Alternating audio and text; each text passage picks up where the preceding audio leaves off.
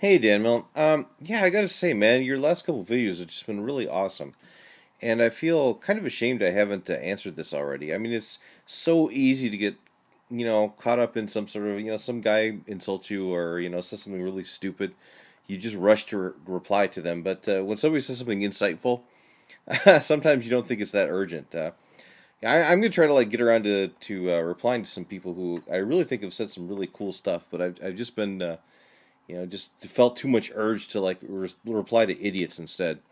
So, at any rate, you asked three questions which every smart atheist should at least think about, and these were really good questions, man. Very, very deep.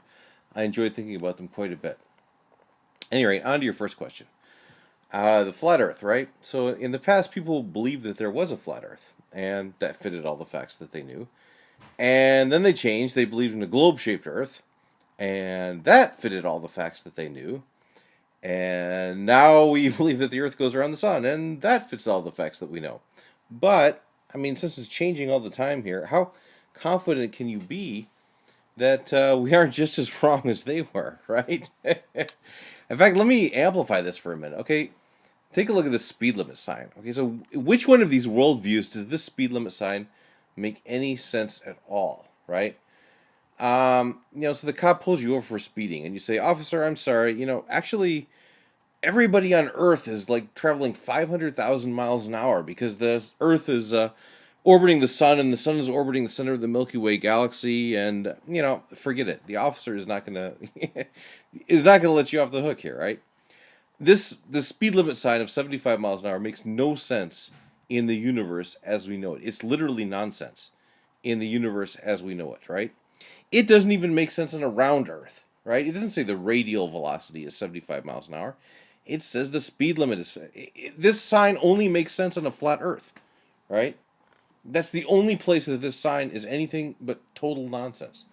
So, yeah.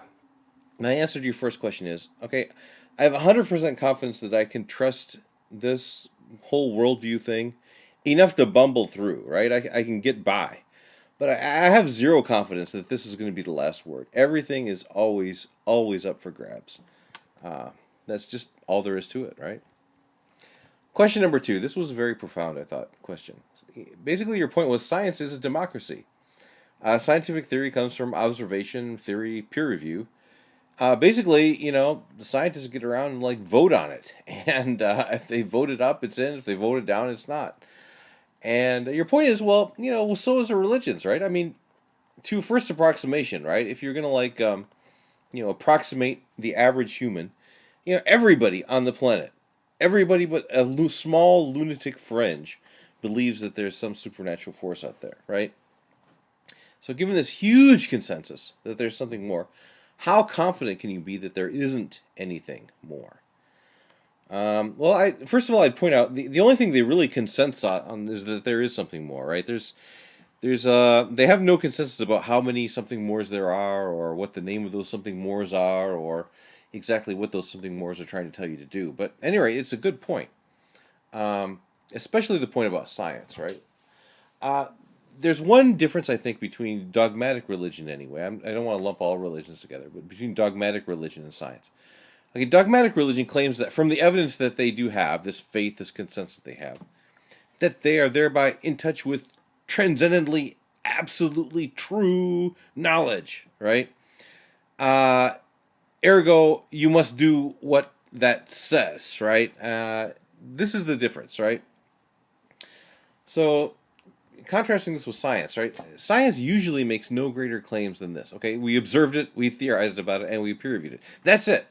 Okay, so it's like they don't claim to provide as much knowledge as what the religions claim to provide, and because they don't claim as much, then you can it's not that's the difference basically, right? But you can't go from we peer reviewed it or we consented it or most people on the planet believe this. You can't go from that to it's God's truth, you infidel. That's the step which I just can't see making, right? Question number three. Do you think you have a better grasp of truth than a theist does? Would the world be a better place if the world thought along similar lines to you? And do you think you have a better understanding, insight than a theist? This was an easy one for me, actually. I think anybody who can string together two halfway coherent sentences has 99.99% of the brain power of the smartest genius who ever lived. I really believe this. Why do I believe this? Well, I spent like 7 years in natural language processing trying to get computers to do this. It's really amazing what any random human being can do, what any 3-year-old can do. It just blows me away. And so I think that, you know, from any reasonable standpoint, the variation among intelligence and human beings is a lot smaller than what we think it is. I know different stuff from some people, but I don't know more stuff than anybody. And everybody who thinks like me, I mean, come on. I still remember the time when everybody didn't like drink the same brand of coffee, right? I remember when there was like actually regional variations. You would go to one state and they wouldn't have the same strip mall everywhere. That was like kind of cool. That's going away a little bit more, and I feel kind of nostalgic towards it. And I hope we never get to the point where everybody thinks like me. Any rate, dude, awesome questions, man. Awesome questions. Keep them coming.